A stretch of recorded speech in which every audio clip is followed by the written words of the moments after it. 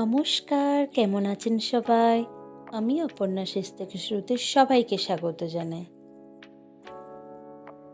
৬টার মধ্যে উঠে দেখলাম প্রচুর রোদ্দুর, তাই অনেকগুলো জিনিস আজকে কেচে নিলাম, যাতে আমি দেখলাম যে সকালবেলা মেলে দিলে শুকনো হয়ে যায়। এখন তো ৬টা বাজলে সূর্য ওঠার সাথে সাথে প্রচুর রোদ্দুর হয়, তা রোদ দেখা যায় বলে আমি ভাবলাম আজকে সকালেই কাজটা করে নিই।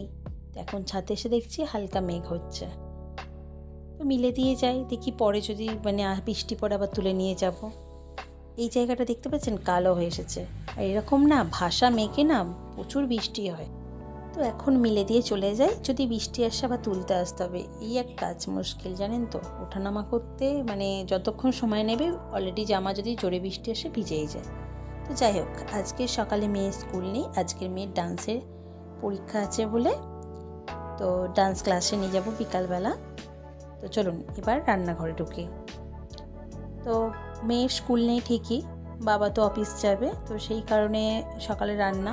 আর আমি আজকে সকালবেলা মাছ এসেছিলো পাড়াতে, চিংড়ি মাছটা দেখে পছন্দ হয়েছে বলে একটু নিলাম। মেয়েরা ভালোবাসে চিংড়ি মাছের মালাইকারি করব, আর এদিকে করব সর্ষে পটল।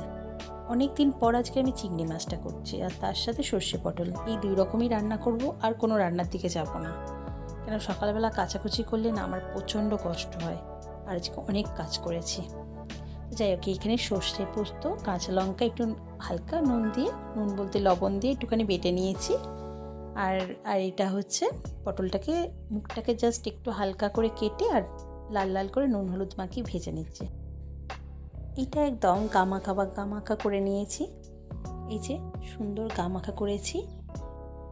ভাত দিয়ে যেমন সর্ষে পোস্ত পটলটা ভালো লাগে খেতে, রুটিতেও কিন্তু খারাপ লাগে না। অনেকে করে খেয়ে দেখবেন, সুন্দর লাগে খেতে। তো আজকের আমি এই গামাখা পটলটা সর্ষে পোস্তটা দিয়েই আমি আমার হাজব্যান্ডকে রুটি দিয়ে টিফিনটা দেবো, আর অন্য কিছু আর বানাবো না, আর সময়ও নেই। তো এদিকে চিংড়ি মাছের মালাইকারিটাও করে নিলাম। তো আমি এদিকে রান্না করছি, আর বাইরে ঝমঝম করে বৃষ্টি পড়ছে। জামা কাপড়গুলো না মিলে দিয়ে আস্তে আস্তে আজকে বৃষ্টিটা শুরু হয়ে গেল, ঝমঝম করে বৃষ্টি পড়ছে। বলেছিলাম না আজকের মেয়ের ডান্সের পরীক্ষা আছে, তো সেই কারণে বেরিয়ে পড়েছি। আর বাইরে তো সেই সকাল থেকে অনবরত বৃষ্টি চলছে, থামার আর নাম নেই। চারিদিকে রাস্তায় জল জমে গেছে, এত বৃষ্টি হচ্ছে। সেই সকাল 7:30 কি 8টা থেকে শুরু হলো মনে হয়, তো কন্টিনিউয়াসলি বৃষ্টি পড়ছে, একদম বন্ধ হয়নি। চারিদিকে জল জমে গেছে। দেখুন, এটা আমাদের ব্যান্ডেল মোড়। তো এখান থেকে যাওয়াটা আমার পক্ষে খুব অসম্ভব ব্যাপার, তো সেই কারণে এখান থেকে আমরা বালির মোড়ের দিক দিয়ে যাব। তো এখান থেকে যাওয়া যাচ্ছে না, তো এই জন্য দাদা বলছে যে কোন দিক দিয়ে গেলে হবে, তো সেটাই জিজ্ঞাসা করছেন। তো আর একদিক দিয়ে আমি জিটি রোড দিয়ে যাবো।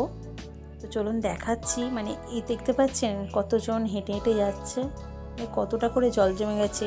সামনেটায় তবুও তো একটু পাড়ে দিয়ে যাওয়া যাচ্ছে, আরও একটুখানি গেলে পুরো হাঁটু ডুবে যাচ্ছে।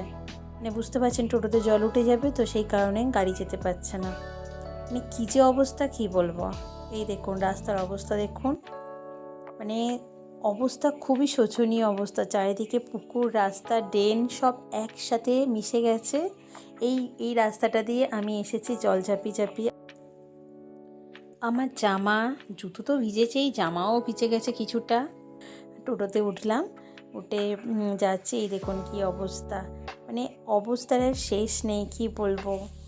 তো আমি এখন কি বলবো আপনাদের বোঝাতে পারছি না, যে এত বৃষ্টি প্রত্যেকটা জায়গায়, প্রত্যেকটা মানুষ ব্যতিব্যস্ত হয়ে যাচ্ছে এই বৃষ্টির জন্য। খুবই তাদের খারাপ অবস্থা। আর ব্যান্ডেল সাবওয়ের কথা তো বলা যাবে না, ওইদিকে যেতেই পারিনি, এত জল জমে গেছে পুরো, একটা